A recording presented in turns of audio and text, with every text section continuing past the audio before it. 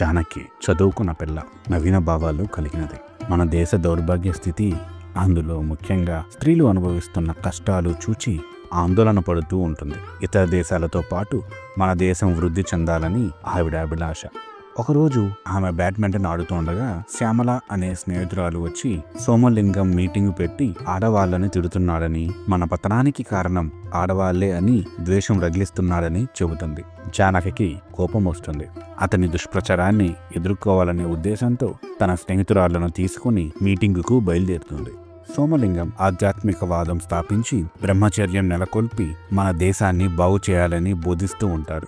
పాశ్చాత్య భావనల వల్ల మన దేశం చెడిపోయిందని, స్త్రీలు బజారుకెక్కి మన నాగరికతను ధ్వంసం చేస్తున్నారని చెబుతూ ఉంటారు. అతడు దృఢచిత్తుడు. తాను నమ్మిన దాన్ని ఎన్ని కష్టాలనైనా లెక్క చేయక ఆచరణలో పెట్టే ధీరచిత్తుడు. కానీ పెడదారిని పడుతున్నాడు.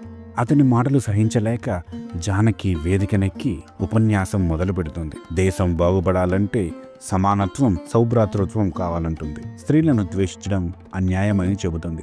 కానీ ఆమె మాటలు ఎవరూ వినరు. ఆమెను, ఆమె స్నేహితురాలను బయటకు గెంటేస్తారు. అదే సమయంలో ఆమె మారుడు తల్లి తులసమ్మ ఆమెను రమణారావు అనే అతనికిచ్చి వివాహం చేయటానికి పూనుకుంటుంది. రమణారావు ఒట్టి కోతలరాయుడు. ఇంగ్లీషు వాళ్ళ నాగరికతను అర్థం చేసుకోకుండా వాళ్ళని అనుకరించడం గొప్ప అనుకునే రకం. ఆధ్యాత్మికవాదంలో ఉన్న చెడు, భౌతికవాదంలో ఉన్న చెడు అతనిలో మిళితమైనవి. జీవితంలో ఒక నిర్ణయం లేనివాడు. అప్పటికే లలిత అనే ఒక అమ్మాయిని వివాహం చేసుకుంటానని మోసం చేసి ఇంట్లో పెట్టుకుని ఉంటాడు. అతన్ని వివాహం చేసుకోవటం జానకి ఏమాత్రం ఇష్టం లేదు. కానీ ఎన్ని విధాల ప్రయత్నించినా ఆమెకు తప్పేట్టు కనబడలేదు. పినతల్లి బలవంతం ఎక్కువ అవుతుంది. తండ్రి తన వైరాగ్య ధోరణిలో ఆమెకు ఎక్కువ సహాయకారి కాదు. ఆమె గత్యంతరం లేక ఒక రాత్రి ఇంటి నుంచి వెళ్ళిపోతుంది. చీకటిలో ఆమెను చూచి పొరపాటుపడి పోలీసులు వెంటపడతారు. వారి నుంచి తప్పించుకోవడానికి ఆమె ఒక ఇంట్లోకి దూరుతుంది. ఆ ఇల్లు సోమలింగానిది. సోమలింగం ఆమెను చూచి భయపడతాడు. తక్షణం వెళ్ళిపోమ్మంటాడు. ఆమె తన పరిస్థితిని చెప్పుకొని ఒక్క రాత్రికి ఆశ్రయం ఇవ్వమని కోరుతుంది. సోమలింగం జాలిపడి అంగీకరిస్తాడు. వీళ్ళిద్దరూ గదిలో కలిసి ఉండటం సోమలింగం శిష్యుడైన ఆచార్యుల భార్య చూస్తుంది. బ్రహ్మచర్యం వంకతో తన భర్తను తనకు కాకుండా చేశాడని అసలే మండిపడుతూ ఉండేదామె. వెంటనే వెళ్లి ఇరుగు పొరుగు వాళ్ళను పిలుచుకొస్తుంది. బ్రహ్మచర్యం అని పైకి చెబుతూ ఒక యువతిని గదిలో పెట్టుకున్న సోమలింగాన్ని చూసేటప్పటికీ వాళ్లకు భగ్గుమంటుంది. నానా తిట్లు తిట్టి కొట్టి సోమలింగాన్ని బయటకు వెళ్ళగొడతారు. సోమలింగం మనసు వికలమవుతుంది. మనశ్శాంతి కోసం ఒక ఆశ్రమంలో చేరుతాడు. జానకి ఆ పరిసర ప్రాంతాల్లో తిరుగుతూ ఉంటుంది.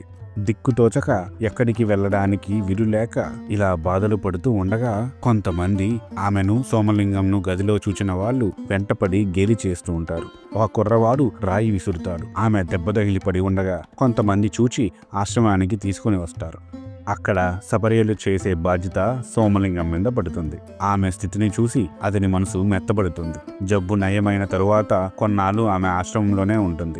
ఆమె అన్యాపదేశంగా మాట్లాడి అతని మనసు మార్చడానికి ప్రయత్నిస్తుంది. సోమలింగం ఆధ్యాత్మికవాదం పేరుతో ఆశ్రమంలో జరుగుతున్న పనులు చూచి ఆందోళన పడుతూ ఉంటాడు.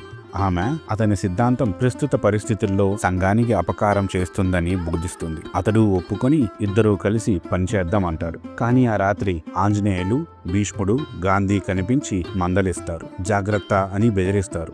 అతడు తన మార్పుకి పశ్చాత్తాపపడుతూ క్షమించమంటాడు. ఆ సమయంలో పోలీసుల సహాయంతో జానకిని వెతుక్కుంటూ రమణారావు ఆశ్రమానికి వస్తాడు. అతన్ని చూచి జానకి తనను కాపాడమని సోమలింగాన్ని కోరుతుంది. అతడు ఒక్క క్షణం ఎటు తేల్చుకోలేకపోతాడు. చివరికి నేను ఆధ్యాత్మికవాదిని, బ్రహ్మచారిని అని అంటాడు. జానకి హతాశ అవుతుంది.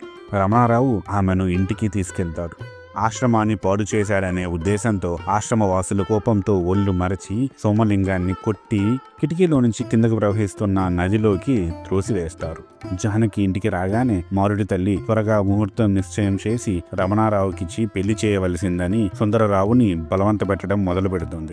రమణారావుని చేసుకోవలసిందని జానకిని హింసిస్తుంది. ఎవరి మీద కోపం వచ్చినా సొంత కూతురిని కొడుతుంది. ఇల్లు నరకం చేస్తుంది. ఈ బాధ చూడలేక జానకి వివాహానికి అంగీకరిస్తుంది.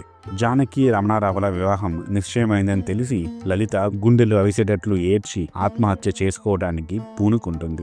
జానకి లలితని కలుసుకుంటుంది. పెళ్లి పీటల మీద తన బదులు లలితతో రమణారావుకి పెళ్లి జరిపిస్తుంది. అక్కడకు వచ్చిన కథానాయకుడు సోమలింగం జానకి ధైర్యాన్ని, సంస్కారాన్ని మెచ్చుకుని ఆమెను పాణిగ్రహణం చేసుకుంటారు. వారిరువురు సమాజ సంస్కరణ దిశగా చేతులు కలిపి సాగడంతో చిత్రం ముగుస్తుంది.